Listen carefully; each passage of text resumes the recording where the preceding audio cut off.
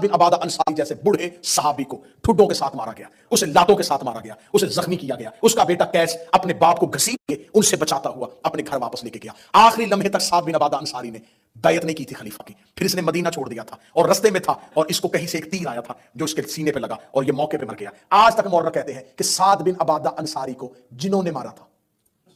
ہاں آج تک ہر طریقہ ہے کہ جنوں نے مار دیا، کیونکہ اس کے قاتل کا نہیں پتا کہ کہاں سے تیر آیا اور لگا اور یہ مر گیا۔ تو جب تیر پھینکنے والا کوئی نہیں تھا تو پھر ہم یہ طے کر لیا کہ اس کو جنوں نے مارا تھا۔ یہ کہتے ہیں اس کو جنوں نے مارا تھا، یہ ہمیں پتا ہے کہ کنوں نے مارا تھا، یہ ہمیں پتا ہے کہ اسے کنوں نے مارا تھا، کس نے مارا تھا، کس کا تیر تھا۔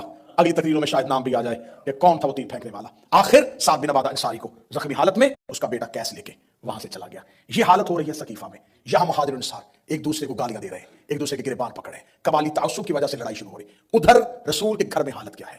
حضرت عبداللہ ابن عباس، حضرت عباس ابن عبد المطلب، فضل ابن عباس، قاسم ابن عباس، علی ابن ابی طالب رسول کو غسل دے رہے ہیں۔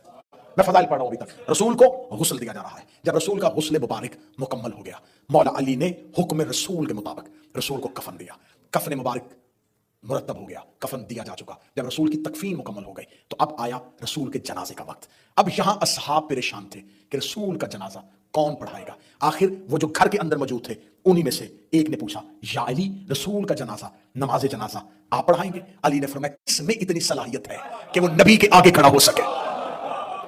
نبی کی زندگی میں کوئی نبی کے آگے کھڑا نہیں ہو سکتا، اور نبی کے جانے کے بعد کوئی نبی کے بدن پہ امامت نہیں کر سکتا۔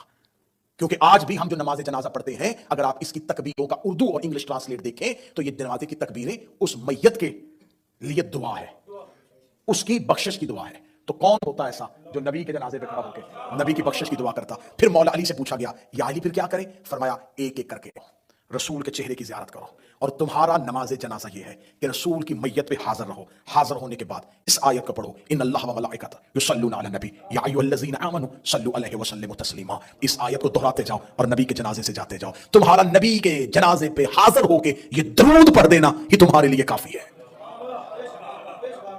یہاں یہ حالت ہو رہی تھی۔ اب وہاں سقیفہ بنی سعدہ میں طے ہو گئی تھی خلافت، اسے جسے خلیفہ بنایا تھا لے کے مدینے کے بازار سے نکلے۔ جو شخص سامنے سے چلا رہا تھا اسے پتہ نہیں تھا، اس کا ہاتھ پکڑا، ہاتھ رکھا، چل تیری بیعت ہو گئی، ادھر آ، بیعت ہو گئی۔ یوں یقین کیجیے میں بالکل حقائق پڑھ رہا ہوں، یوں جو سامنے آنے والا اسے پتہ ہی نہیں تھا کہ کیا ہو رہا ہے۔ انہیں یہی خبر نہیں تھی مدینے والوں کو کہ رسول دنیا سے چلے گئے ہیں، یہ سب کچھ کیا ہو رہا ہے، یہ مدینے میں بھگدڑ کیسی مچی ہوئی ہے۔ میں حسینیہ اسلامک مشن بریڈ فورڈ میں یہ باتیں اپنی زندگی میں ریکارڈ بنا کے جا رہا ہوں۔ یہ سب کچھ رسول کے جانے کے بعد اچانک نہیں ہوا، غدیر سے لے کے رسول کی شہادت تک پوری پلاننگ کے ساتھ ہوا۔